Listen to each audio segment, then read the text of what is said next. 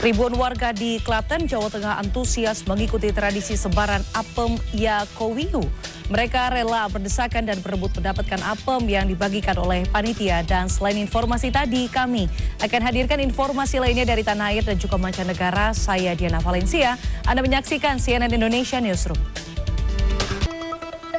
Komisi Pemberantasan Korupsi atau KPK resmi menahan Bupati Kolaka Timur Abdul Aziz dalam kasus dugaan korupsi proyek pembangunan Rumah Sakit Umum Daerah di Kolaka Timur, Sulawesi Tenggara. Penahanan ini dilakukan usai konferensi pers penetapan tersangka yang berakhir Sabtu pukul 2 dini hari. Dengan borgol di tangan, Bupati Kolaka Timur Abdul Aziz dihadirkan KPK dalam konferensi pers di Jakarta Sabtu dini hari. Abdul Aziz jadi kepala daerah pertama pasca Pilkada 2024 yang ditetapkan jadi tersangka kasus korupsi. Kita akan mengulas lebih jauh kasus dugaan korupsi pembangunan RSUD Kolaka Timur dengan juru bicara KPK Budi Prasetyo. Selamat sore.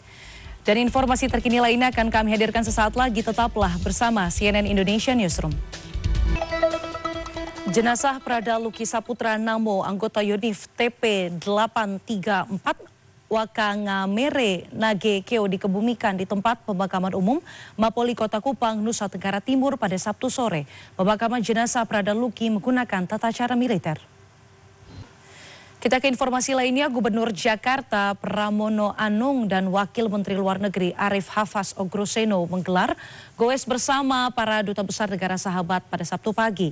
Kegiatan ini pun dilakukan dalam rangka menyambut hari ulang tahun ke-80 Republik Indonesia. Di hari kedua Rapat Kerja Nasional ke-1 tahun 2025, Partai Nasdem memusatkan perhatian pada bimbingan teknis.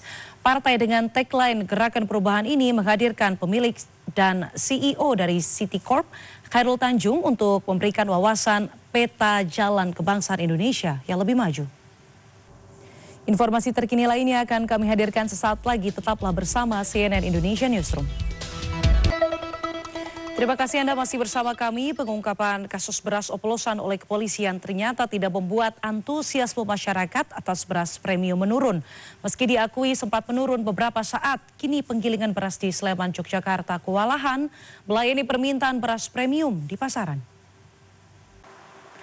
Tak hanya sebatas kawasan, Transit Oriented Development atau TOD kini juga menjelma sebagai peluang pengembangan bisnis termasuk oleh Perseroda milik Pemprov DKI Jakarta, PT MRT Jakarta. Sukses menghidupkan kembali kawasan Blok M yang sebelumnya sempat mati suri, juga Dukuh Atas yang kini lebih ramah pejalan kaki. Selanjutnya PT MRT Jakarta juga akan mengembangkan kawasan TOD pada fase 2 yang membentang dari arah Bundaran HI menuju Jakarta Kota. Keinformasi lainnya, Jalan Surapati Cicahem atau yang lebih dikenal dengan Jalan Suci sejak tahun 90-an masyhur sebagai pusat konveksi di Kota Bandung, Jawa Barat. Di tempat ini aneka produk garmen diproduksi. Jelang perayaan kemerdekaan, bagaimana suasananya? Apakah masih ramai seperti dulu? Simak informasinya. Warga berebut lebih dari 54.000 apem yang diletakkan di dua gunungan dalam tradisi sebaran apem Yakowiyu. Dan informasi ini sekaligus menutup CNN Indonesia Newsroom pada hari ini. Saya Diana Valencia pamit, selamat berakhir pekan, sampai jumpa.